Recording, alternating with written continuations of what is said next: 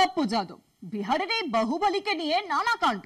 কখনো তাকে রাহুল গান্ধীর সভার মঞ্চে উঠতে দেওয়া হয় না, আবার কখনো তিনি রাগ ভুলে বৈঠক করেন রাহুলেরই সঙ্গে। আর শুধু তাই কিন্তু নয়, বৈঠকের পরে বলেন রাহুল খুবই ভালো লোক। কিন্তু মুশকিল হলো পপ্পু যাদব এখন বলেছেন নীতিশ কুমারও খুব ভালো লোক। বিজেপি নীতিশকে এক ঘরে করতে চায়। পপ্পু কি তবে নীতিশের সঙ্গেও বৈঠক করেছেন নাকি? সব মিলিয়ে জমজমাট বিহার নির্বাচন। নীতিশ কুমার ভালো লোক, কিন্তু তার চারপাশের লোকেরা দুর্নীতিবাজ। নীতিশ কুমারের সরকার চালাচ্ছে সরকারি আমলারা, যারা সবাইকে লুট করছে। বিজেপি কখনোই নীতিশ কুমারকে মুখ্যমন্ত্রী হিসেবে চায়নি, কারণ এখনো তার ভাবমূর্তি অসাম্প্রদায়িক। বিহারের বিধানসভা নির্বাচনের আগে এমনই মন্তব্য করলেন বিহারের নির্দল সাংসদ রাজেশ রঞ্জন। তিনি পপ্পু যাদব নামেই জনপ্রিয়।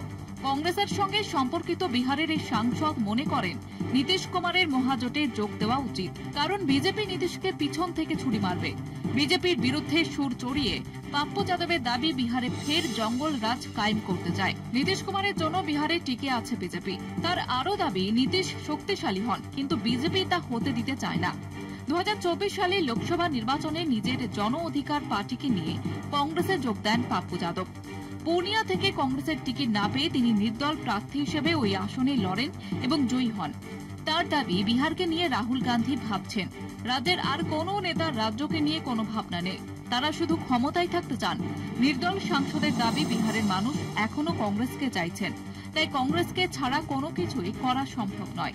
বিহারের ভোটার তালিকায় নিবিড় সংশোধন নিয়েও কড়া মন্তব্য করেন পপ্পু যাদব।